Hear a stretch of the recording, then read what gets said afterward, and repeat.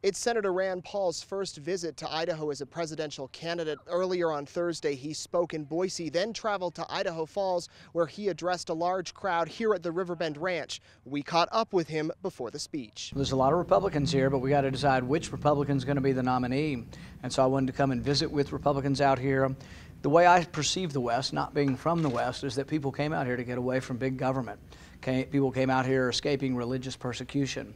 And these are people who I really see eye to eye with on a lot of things. I'm a big defender of property rights.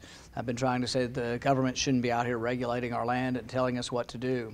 I've been one saying that maybe we'd have less forest fires if Idaho were in charge of their forests. What would you say to the Republicans in Idaho that say you're too conservative, you're too far on the right? I think I'm in the right place. I think the conservatives in Idaho are pretty damn conservative. You know, Republicans out here are very conservative. So I don't think I'm hearing that too much. The things I say that I don't think are too radical are that things like that we should only spend money that comes in.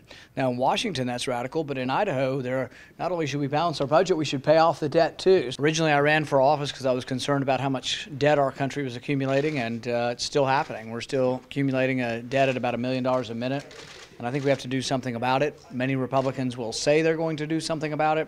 I'm really the only one running for president who's actually put forward a budget that will balance. What are you doing to rally that support when Donald Trump has such a big lead in the polls? You know, I think one of the interesting things about polls is if you ask which Republican can best beat the Democrats, which Republican can best beat Hillary Clinton, one of the things is we're doing quite well against Hillary Clinton. We actually lead Hillary Clinton in 5 states won by President Obama.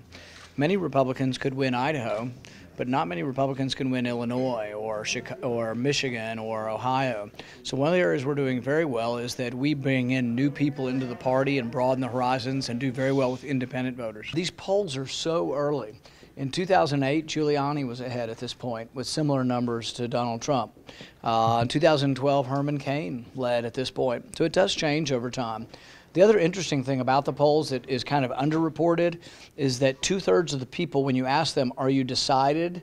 Are you a decided voter or an uncommitted voter? They say they're undecided. I don't think we've had anybody coming up and saying, oh, we're so excited about Donald Trump. I think they're excited about the small government message that we're providing.